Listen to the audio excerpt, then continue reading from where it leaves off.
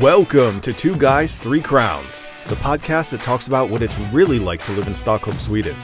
I'm Sean, and with my fellow American Rodney, we break down the good, the bad, and the just plain weird. It's quite the journey, so join us for the ride. Hike. Dum, da-dum, dum, dum. Hike. Dum, da-dum, dum, dum. Hike. Dum, da-dum, dum, dum. Hike. Dum, da-dum, dum, dum. I've been walking around the world with a different kind of girl. I don't know the things seen, the kind of hike this man has been. It's a different kind of thing. Hike.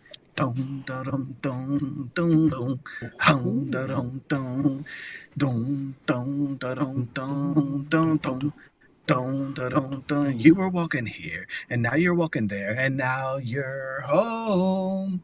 You were walking here, and now you're walking there, and now you're home. Boom. Ba-bam. That's my best impression of the Lumineers for you. Yeah, that was definitely hike themed. I wasn't quite sure where you were going. Where we were going or where we were coming back from. I was thinking it's NFL season. Maybe he's like hike, and then my mind actually, caught on there. Nice thing. Yeah. I kept on thinking that, well, I can walk 3,000 miles. Good one.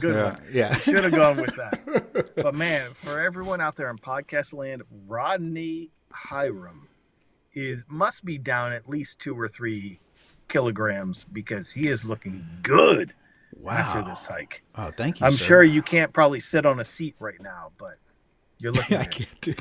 I can't do much of anything right now. I got like things holding me up. Wow. The hike. I want everything. I want all the details. Okay. Well, first I need to preface.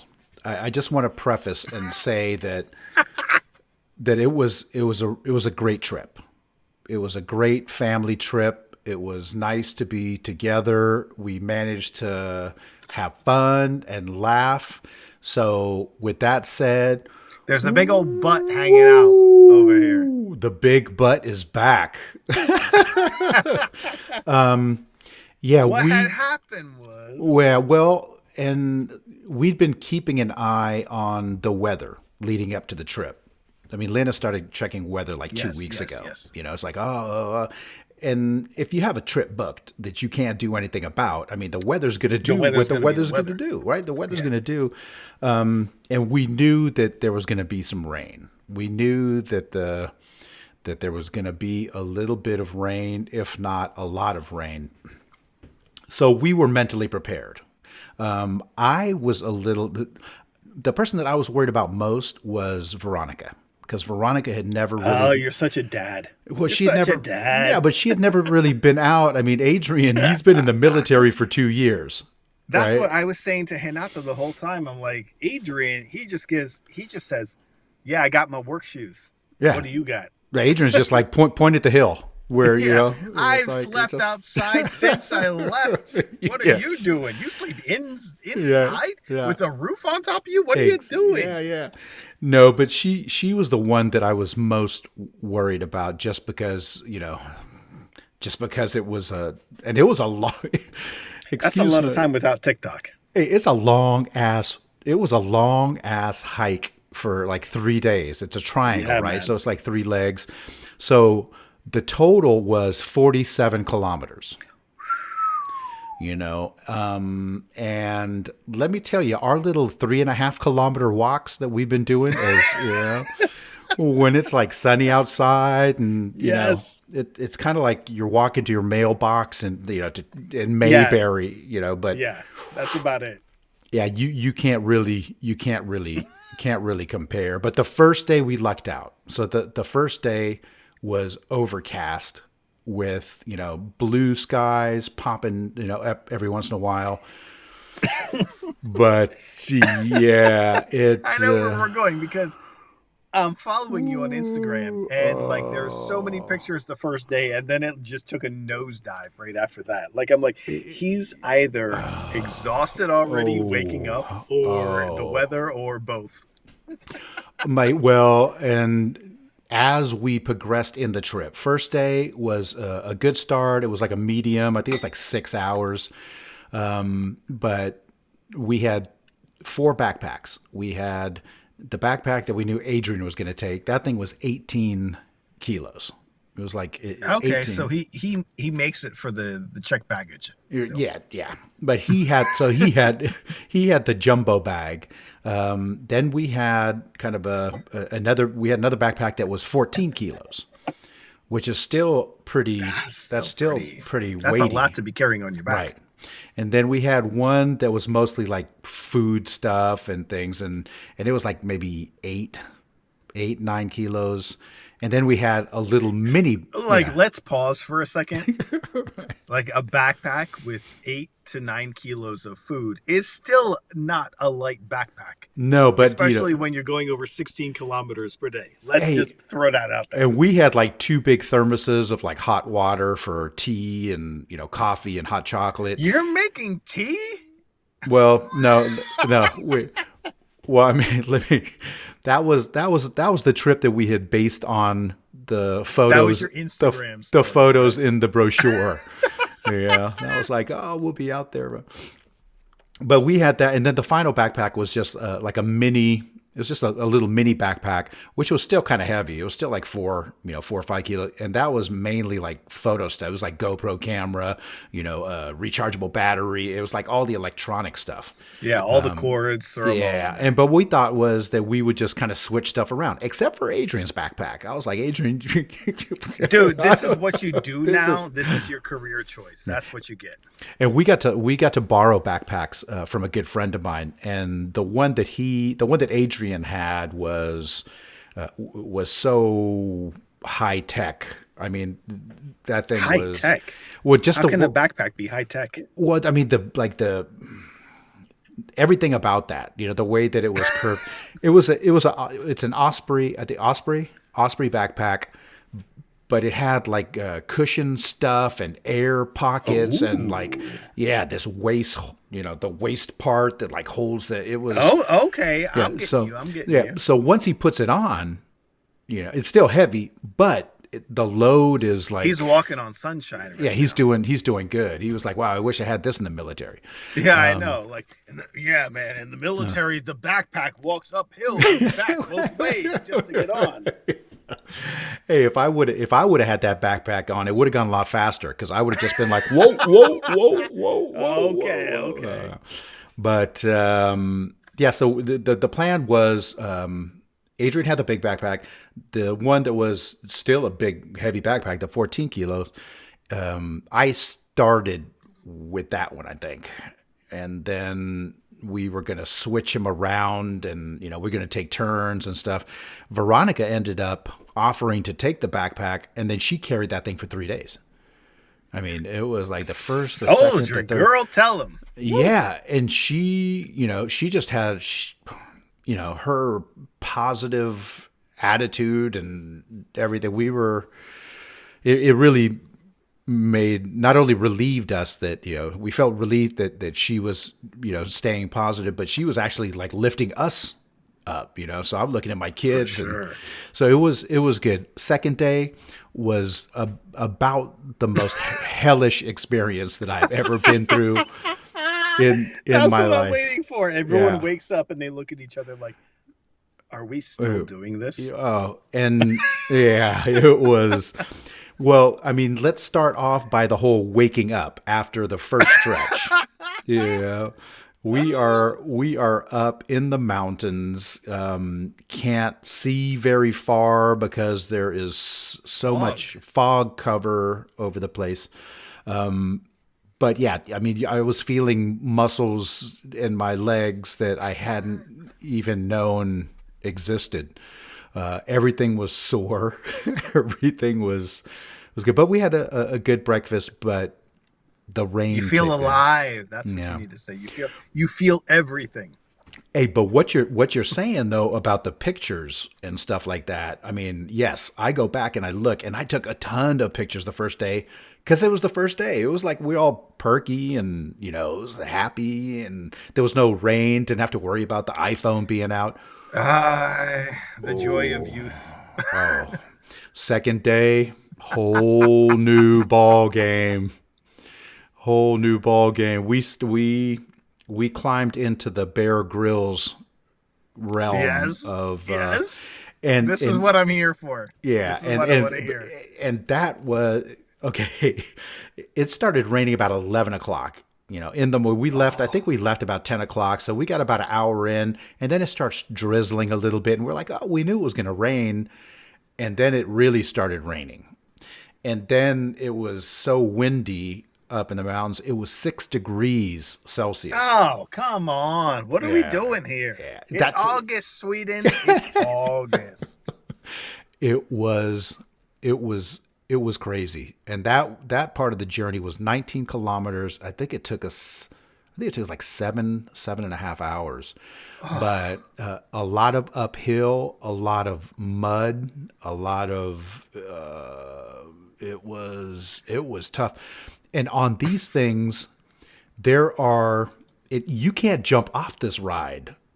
I mean, you are in it to win it. That's the thing. For the record, I would like to officially state into the record that the first day, Rodney texts me, for all the listeners out there, and he goes, man, you're out in the boonies when your cell phone all of a sudden says, welcome to Norway. And I'm like, bro, wait till tomorrow. Wait till tomorrow. It's going to get worse. Yeah, I'm not even going to tell you how spotty Wi-Fi and all that stuff up. First, I was just going to be happy for Wi-Fi. By halfway through the second day, I was just happy to survive. I was, and it was raining and it was blowing against you.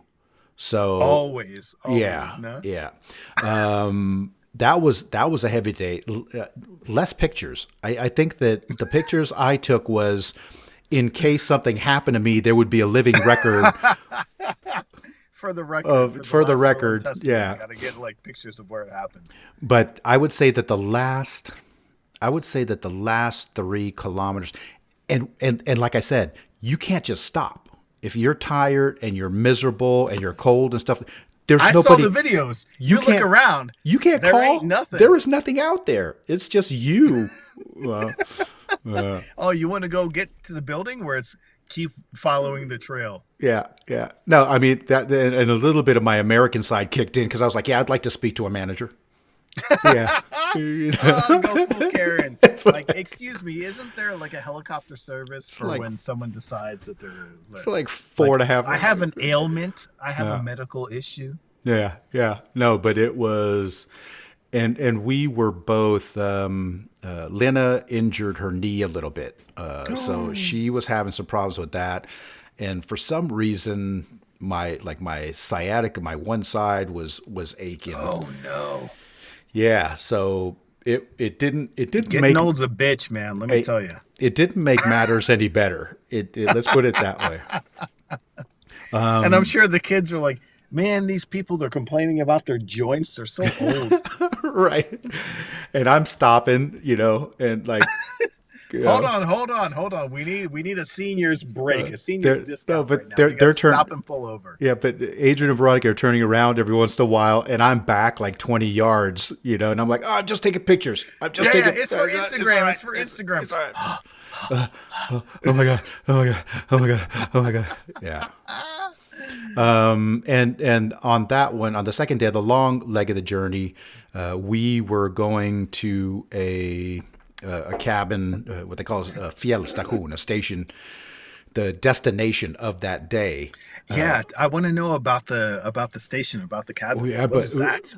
But the thing about it was, on the first day, we saw the cabin like maybe 2 hours ahead of time because it was so high up that we knew where we were going. We saw it, and we just that's your goal, Hey, second day, you couldn't see but like 100 yards ahead of you.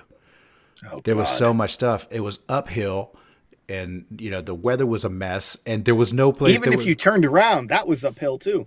Yeah, and then you're not really, yeah, it doesn't matter where you turn to. So. Everything's colder than it should be, wetter than it should be, and everything's uphill. Hey, I was a couple minutes from saying, look, just leave me here. I love you guys. I'll just, live. Just let me die here just and let then me do like a luau pig over my right, grave, just lean me up against this moss right here. Oh my god! But what were the actual cabins like? Was it like a summer house where you go in and there's not anything? No, there was. They're really big cabins with they have separate like smaller rooms with 4 to 8 like bunk beds or things in them. Otherwise, it's they have like these communal rooms where you could potentially be, let's see, 2, 4, 6, 8, 10, 12, 14. I mean, you could be a lot of people. That ain't COVID friendly. And fortunately, the first night we ended up in a cabin I think there could have probably been like 14 people in there, but I think there were 6. I think there were 4 other people in there. And they, I mean, enough that we're doing math. Right. But they were up and gone. We didn't even know that they had left. I mean, we woke up in the morning and their stuff was gone.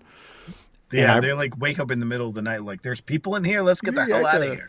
But what I realized, we came in from Norway. Where are you from? What I realized the day later was I'm sitting there going, hey, these people probably read the weather report, got up, ate Gotta get out of Dodge. They were probably out the door like at 6 going, we can beat this weather.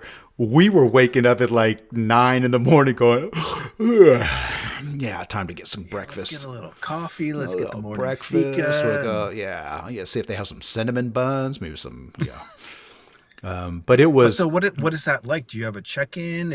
Are there sheets? Do you have to bring your own sheets? Is it just sleeping on a cot kind of thing? No, you can rent sheets. So that they have sheets there when you get there. Lena actually they have these, it's kind of like a sleeping bag without stuffing. It's just like the material. It's like a fabric, but sewn kind of like a sleeping bag.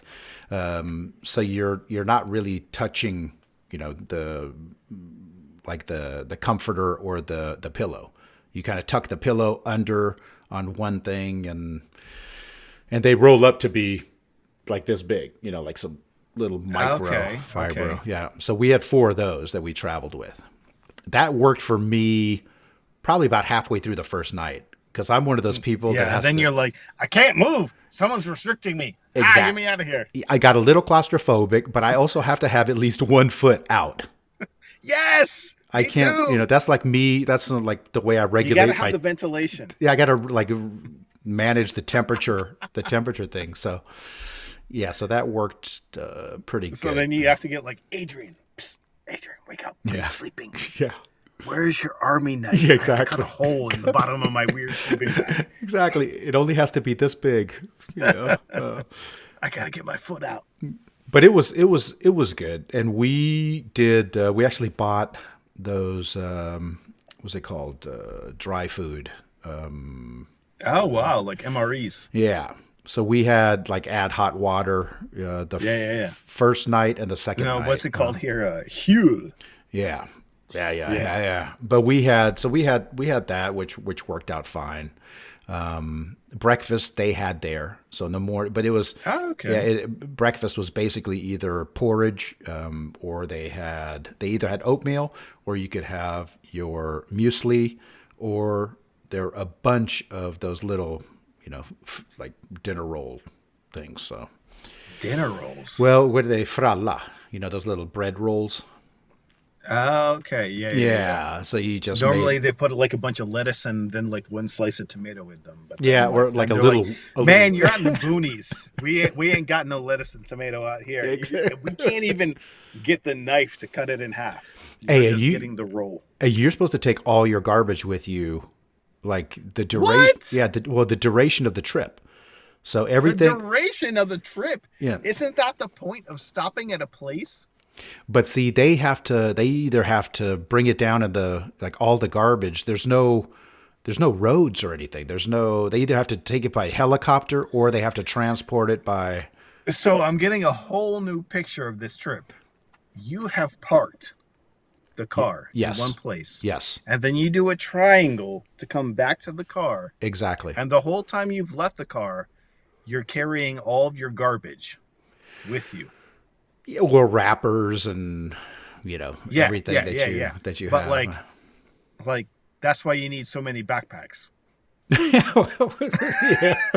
We should have brought a little. One backpack for the plastic, one backpack for the glass. There's no oh, we made it to this station, and then, good thing we brought a little bottle of wine to relax on the first night. No, you're bringing that with you. That glass right out with you. Exactly. But it's no, it was something. And the last, I would say, 3 kilometers of the second day. The second day was by far the most, I'm going to call it, challenging day. And I'm going to call it challenging. And Veronica was, she was in the lead. We're trudging up on this mission, and it's like we're thinking it's just going to be over the next, right? It's always just over the next hill. It's just over this. If we get over this, then I'm sure we'll see it. And all we saw was the next one, and then the next one. But when it did pop up, when she actually saw the land ho, oh my goodness, as if I wasn't crying enough already. Yeah. And that's when you hear the Lion King song, it took me probably about an hour and a half. Once we did get there, I mean, you're soaking wet. I just got in through the reception, area door, sat down, and I was like, I don't want to talk to anybody. I don't want to acknowledge you. I don't want to smile at anybody. I don't want to do. But I hate you. I hate you. I hate your guts. Yeah. And when we were sitting there, untying our shoes, there were other couples that had gotten there, before us.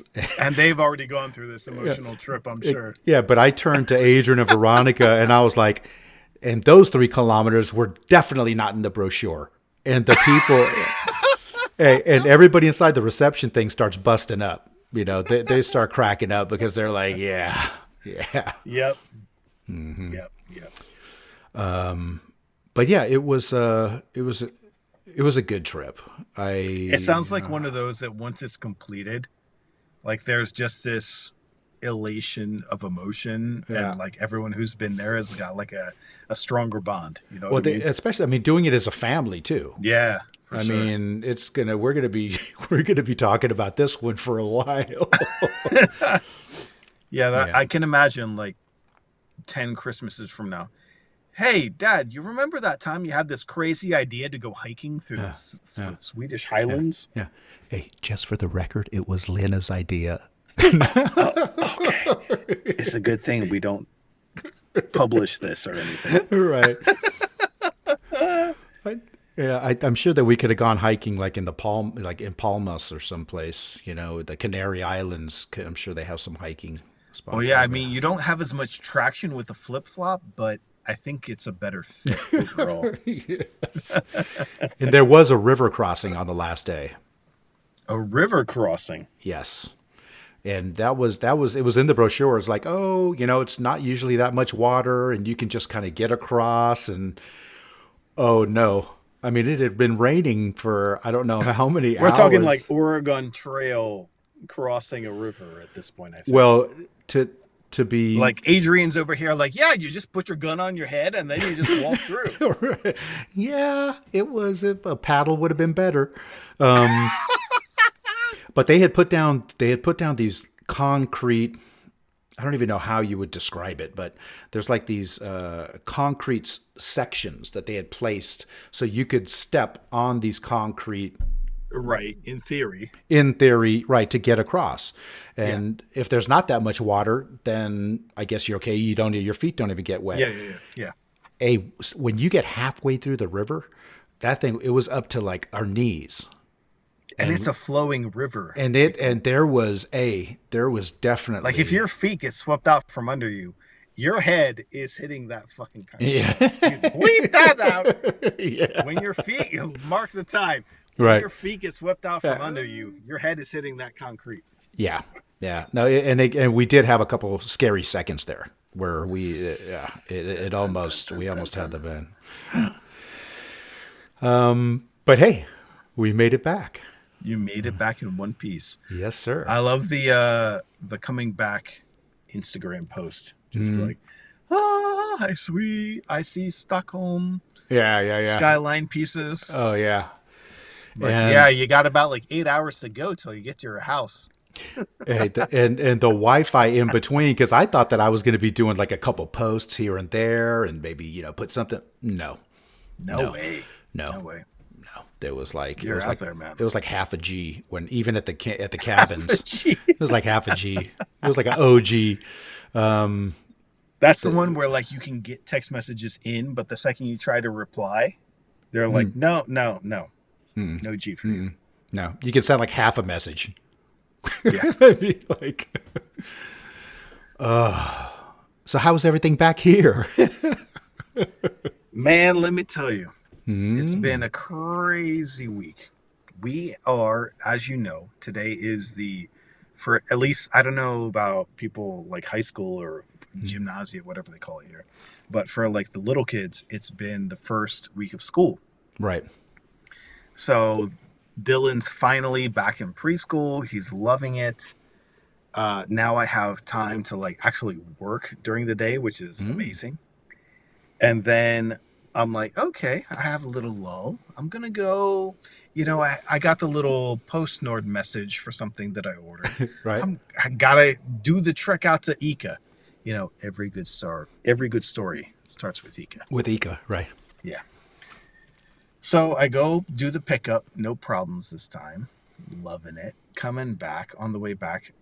I do the little check. I'm like, do I get the bus or do I get the not pendeltåg, the Tvärbanan, right? Yeah. And I'm like, well, the bus isn't going to be here for like 20 minutes, so I don't want to just sit in there in the bus stop like twiddling my thumbs, whatever. So like I might as well get my steps in. Let's go walking back to the Tvärbanan. So I'm going there, and I start seeing all these guys in like construction gear, right? And I'm like, okay, well, they're building stuff around here. It's kind of a thing. So I'm going walking past them. And then next thing I know, there's this guy, like old guy in a walker and possibly his wife or girlfriend or whatever next to him talking up these two construction guys. And they're going down the ramp. And I'm like, yeah, just like get out of the way. Like I got like, I'm looking at my time, man. I got like 2 minutes to get this train. I got to go. And I'm carrying a whole bunch of stuff on my back now. I did like a little shopping while I was in Ica. Let's go. I'm sweating. Get out of my way. And the guy's like, nay. I'm like, oh, huh? Well, and he's like, no, there's going to be a blast. So you have to go over here. I'm like, a blast? What do you mean a blast? He's like, explosion. Like, explosion? Where do we go to see this? So then I realized that's why everyone was headed past me. Okay. So we have to go back to, I don't know. It's like 300 yards away, 200 yards away. Yeah. And then all of a sudden, everyone's standing around like, man, this kind of sounds like this guy doesn't know what he's talking about. Nothing's happening. Everyone's, milling around. Yeah. And then you hear this. And the guy looks at like a little Nextel, old school. Exactly. Nextel, like the walkie-talkie cell phone thing. Uh-huh. But he doesn't say anything. He just looks at it. And then he puts in earplugs in his ears. And I'm like, wait a minute. Are we so close that we need to be putting in earplugs? I'm kind of concerned right now. And then all of a sudden, boom. And it's close enough that everything inside jiggles a little bit. Ooh. You're like, okay, that's an explosion. That's a serious explosion. And then they're like, okay, now you can go. Yeah. but it was an explosion. Yeah. Now we're interested. Now tell me the whole story. What are you guys blowing up over there? But then they're like, no. Hold on. I'm like, okay. Yeah, I'm not going to find out this story. So I go walking up to the train where the train should be, but the train can't be there. It had to be hanging out somewhere else.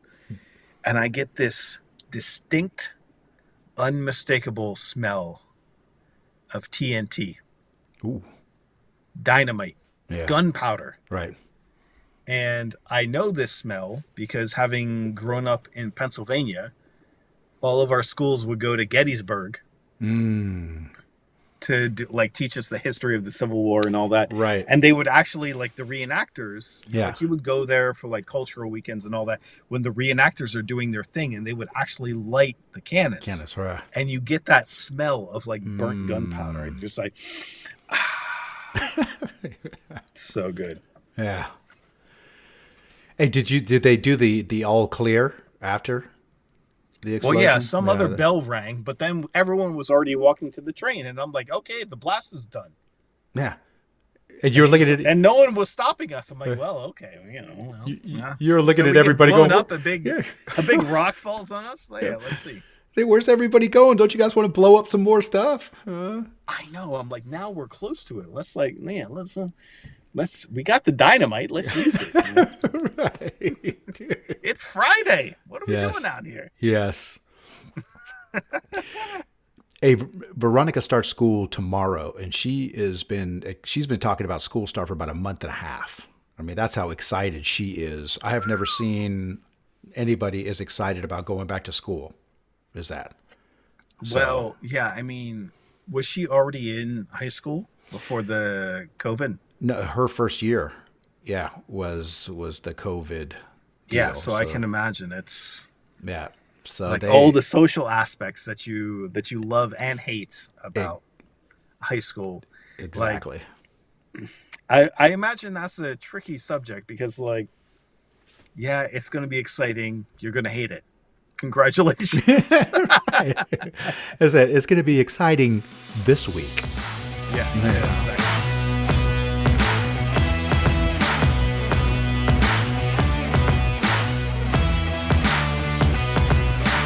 All right, everyone, you know what that sound means. That means we are out of time for this week. Thank you so much, as always, for tuning in. Be sure to check us out on Instagram, see all the latest stuff we have going on. Check out some of Rodney's hiking pictures. If you're listening to us in Apple Podcasts, please leave us a review and a rating. It helps so much. And then check back here next time for more Two Guys, Three Crowns.